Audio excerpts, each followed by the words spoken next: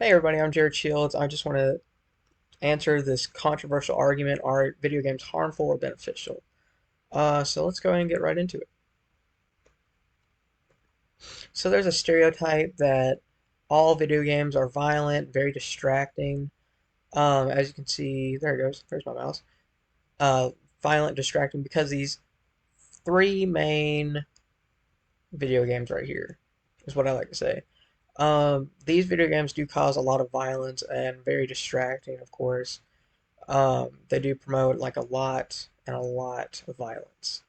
But this normally takes away from a lot of games that are trying to add educational benefit, like down here, like coolmath.com. Let me move my camera a little bit, like coolmath.com, and then Demo over here, which is a lot of hand-eye coordination, and then Mario Kart, which is a lot of reflexes. Minecraft Education, which actually adds coding and trying to teach coding to students. Um, I think over in Australia, I believe. Um, but if we can implement these into like some sort of educational benefit, then that's great. So my first main point I'm going to look at today is uh, what what do these games play as a role as? Grand Theft Auto and Call of Duty and Fortnite. What do they play a role as? They play a role as a distracting, violent games that cause a lot. Get over to my next slide. Come on, technical difficulties. There we go. So let me get back into it. So the games that are violent, distracting, Grand Theft Auto, Fortnite, and Call of Duty, they normally set up stereotype of violence, which they are violent. They are very violent. Um, but they kind of play a role as a scapegoat in our society. A lot of people look at video games as uh, a lot like a gateway into causing tragic events, right? From this excerpt of a book named Mortal Kombat: Why the War on Violent Video Games is Wrong, uh, by Patrick Mackey and Christopher Ferguson, they talk a lot about a violent video game moral panic, which is to say, people use video games as a way, as a scapegoat to distract from real life mental illnesses and social illnesses. Instead of blaming the person that did these tragic events, like in these shootings, like these school shootings and mass shootings, they blame video games that influence their kids. But I just want to say off the bat, these video games like Grand Theft Auto, Fortnite, and Call of Duty, they have a mature, they have a mature warning on them. They don't have a warning, but they have like only people of a certain age should be allowed to play them. And if you go to these game shops like GameStop or Best Buy, they won't let these kids buy these games like Grand Theft Auto, Fortnite, or Call of Duty without an adult.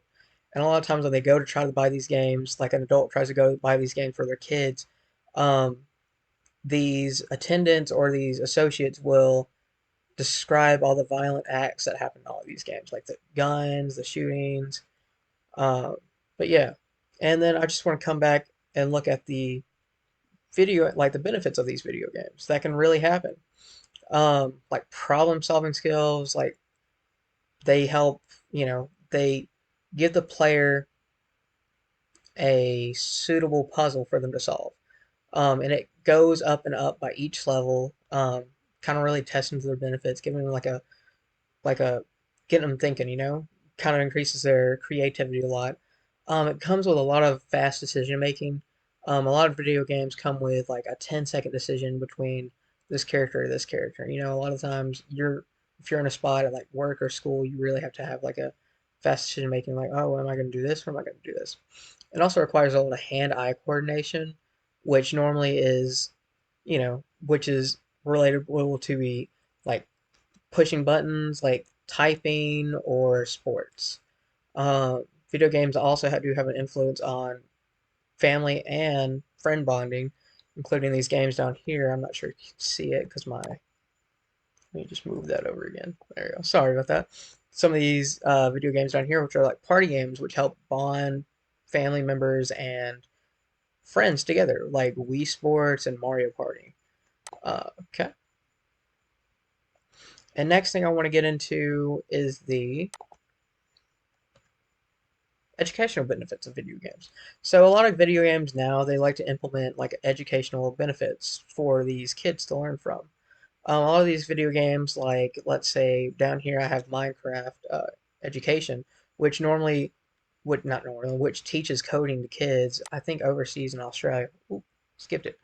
And this game over here, which is Game Builder Garage, it teaches kids how to build their own games, which is people can use as like an actual career.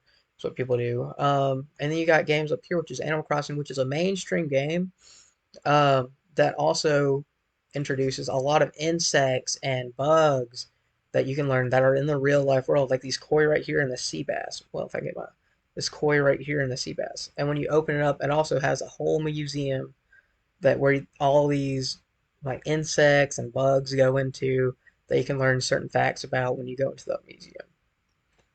The next thing is down here is also Cool Math, which actually implements math skills or just tries to like influence reflexes and cognitive skills like that.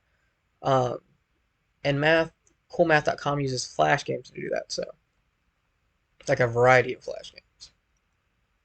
So I just want to end this off today with conclusion that video games can be beneficial if we just look past the stereotype that they are uh, violent and distracting.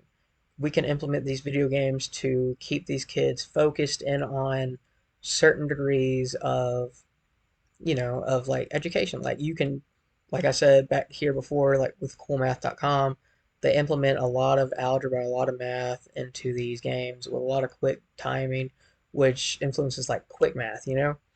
Um, and then up here, it influences learning with these koi fish, the sea bass over here. It's teaching kids about sea bass, like all these different insects you can see on real life. Um, I feel like if we can add that more to our school system, it'll keep you know, kids and teens more focused in on their schoolwork. They'll put pieces together. They'll be like, oh, I saw this and this, I saw this and that. You know, uh, so and I just want to talk about all the sources I had today, which is the tutor doctor up here, which is where I got the cognitive benefits of playing video games. This is another one I got, which actually shows graphs and everything right here. Um, can video can video gameplay improve undergraduates' problem-solving skills? Well, there's a lot of graphs that I looked into. Markey PM and Ferguson CJ, the Mortal Kombat book I was talking about earlier.